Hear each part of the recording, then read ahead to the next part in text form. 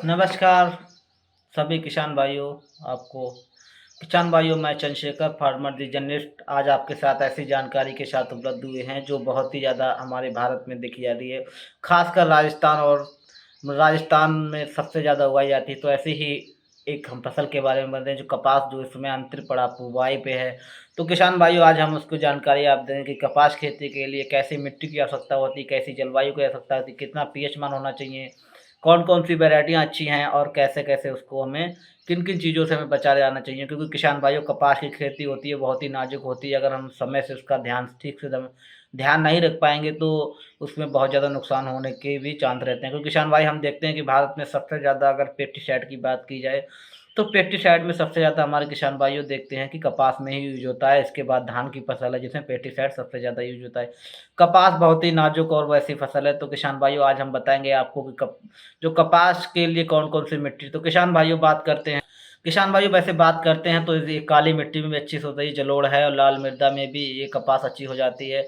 अगर बात करते हैं किसान भाइयों पीएच मान, तो पीएच मान किसान भाइयों 5.5 से 7.5 के बीच में होना चाहिए। बात करते हैं किसान भाइयों कि वर्षा जो है प्रति वर्ष के हिसाब से कितना, वो 60 से 110 सेंटीमीटर के बीच में। अगर तापमान की बात करें, क्योंकि किसान भाइयों तापमान भी बहुत अपना महत्व रखता है, तो किसान भाइयों तापमान 25 से 30 सेंटीग्रेड अच्छा तापमान में। अगर बात करते हैं किसान भाइयों ह्यूमिडिटी जिसे आर्द्रता बोलते हैं, वो भी 70% तक बहुत अच्छी मानी जाती है। तो किसान भाइयों बात करते हैं कि इसके लिए कौन-कौन सी वैरायटी है। तो किसान भाइयों, जो अगर हम देखते हैं कपास 2 तरह से उगाई जाती है, जो हम बताते हैं किसान भाइयों, एक अमेरिकन कपास होती है, एक भारतीय कपास होती है।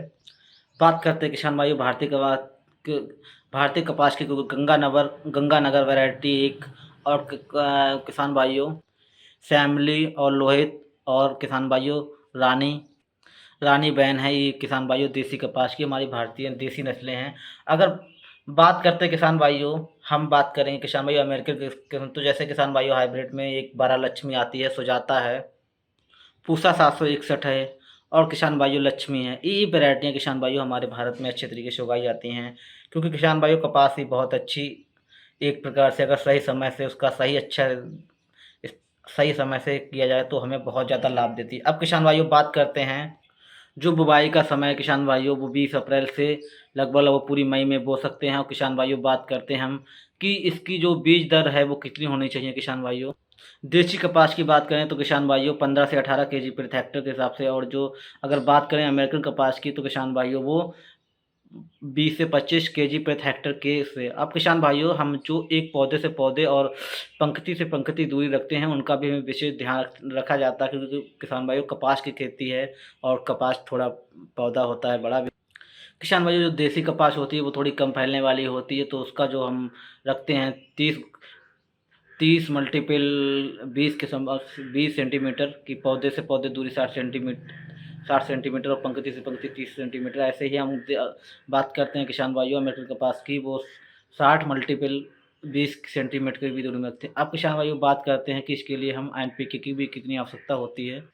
किसान भाइयों जो एनपीके वो 60 किलो प्रति हेक्टेयर, और एनपीके फास्फोरस की बात करें तो किसान भाइयों वो 30 होती है। और बात करें किसान भाइयों पोटास की, तो पोटास कुछ ज़्यादा मात्रा में रहती है। उसके लिए किसान भाइयों हमारी जो आवश्यकता होनी चाहिए कम से कम 80 से 90 किलो प्रति हेक्टेयर के हिसाब से। तो किसान भाइयों अगर हमें जो प्रोडक्शन मिलता है 15 से 20 कुंटल प्रति हेक्टेयर से, हमें आवश्यकता होती है बीज की। अब किसान भाइयों हमें जो इसकी सिंचाई की बात करें तो सिंचाई किसान भाइयों जो कम से कम हमें 1 से 3 या 2 से 3 सिंचाइयाँ की ज़रूरत पड़ती है। तो किसान भाइयों में अगर जो किसान भाई हमारे कपास की खेती करना चाह रहे हैं तो बिल्कुल अच्छी से करें, सावधानी से करें। क्योंकि कपास बहुत, अगर सही समय पर सही सहायता से करेंगे तो हमें बहुत ज़्यादा लाभ होगा।